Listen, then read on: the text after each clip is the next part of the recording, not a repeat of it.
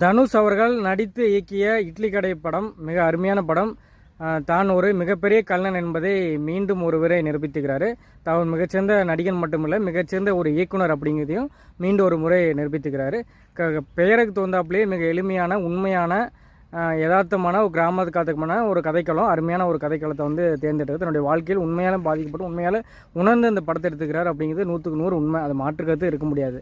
அது பொதுவாக நம்மளுடைய வாழ்க்கையில் சொல்லுவோம் இல்லையா, வந்து பெரும்பாலாக சொல்லப்படுதுன்னா வந்து கார் வாங்குறது, பங்களா கட்டி வாழ்றது, சிட்டியில் வாழ்றதா சந்தோஷம், அதான் லைஃபான வாழ்க்கை, அதான் ஜாலியாக அங்கங்கே மாலுக்கு போயிட்டு இருக்கிறது தான் வாழ்க்கை, அப்புறம் பணக்கார பிள்ளை கட்டுறது தான் எல்லாமே சந்தோஷம், அதுதான் அதில் தான் வந்து எல்லாமே அப்படின்னு சொல்லிட்டு சொல்லிட்டு இருக்குது. மாற்றாக வந்து நம்ம வந்து கிராமத்தோடு வாழ்றது எதுவுமே இல்லாமல் இருக்குது. இங்கே உண்மையாக இயற்கை கிராமத்தில் வாழ்கிறது தான் உண்மையான வாழ்க்கைன்னு சொன்னால் வளர்ச்சிக்கு எதிரானவர்கள் என்னென்னமோ பொறாமை சொல்ல என்னென்னமோ நம்மள கட்டப்படும்.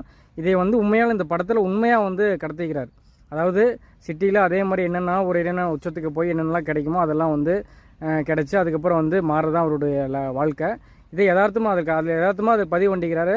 அந்த வாழ்க்கையில் சிட்டி வாழ்க்கையில் எனக்கு எல்லாமே இருந்துச்சு, இல்லைங்க இது எல்லாமே இருந்துச்சு, ஆனால் எதுவும் எனக்கு இல்லை, நிம்மதி இல்லை. வீக்கெண்ட் எப்படா வருவேன், வீக்கெண்ட் வந்ததுக்கப்புறம் எப்போ வீக்கு வருன்ட்டு ஓடுவேன், ஆனால் எதுவும் இல்லை, இங்கே எனக்கு எதுவுமே இல்லை, ஆனால் நிம்மதி இருக்குது அப்படின்னு சொல்லிட்டு மிக அழகாக நேர்த்தியாக அருமையாக பதிவு பண்ணியிருப்பார். உண்மையாலுமே உணர்ந்து அருமையாக பாராட்டக்கூடிய கதைக்களம், பேசப்படும் மறக்கப்பட தனுஷோட கெரியரில் மறக்கப்படாத ஒரு இயக்கம், மறக்கப்படாத ஒரு நடிப்பு, அதில் வந்து மாற்றுக்கருத்துங்க இல்லை. மறக்கப்படாத தமிழ் படம் இட்லி கடை, அதில் எந்த மாற்றுக்கருத்தும் வந்து இருக்க போகிறதில்ல. கூடவே அகிம்சையோட வலிமை என்ன அப்படின்னு சொல்லிட்டு அதையும் சொல்லியிருப்பார். இன்னொன்று குலதெய்வத்தோட வழிபாடு, அதனோட முக்கியத்துவம் என்ன அப்படின்னு சொல்லிட்டு அது படத்திலேயே உணர்தலாக வெளிப்படுத்தியிருப்பார். உண்மையாலுமே வாழ்த்துக்கள், அருமையான படம். இது போல தமிழ் படங்கள் வர வேண்டும் என்பதுதான் நம்மளுடைய விருப்பம்.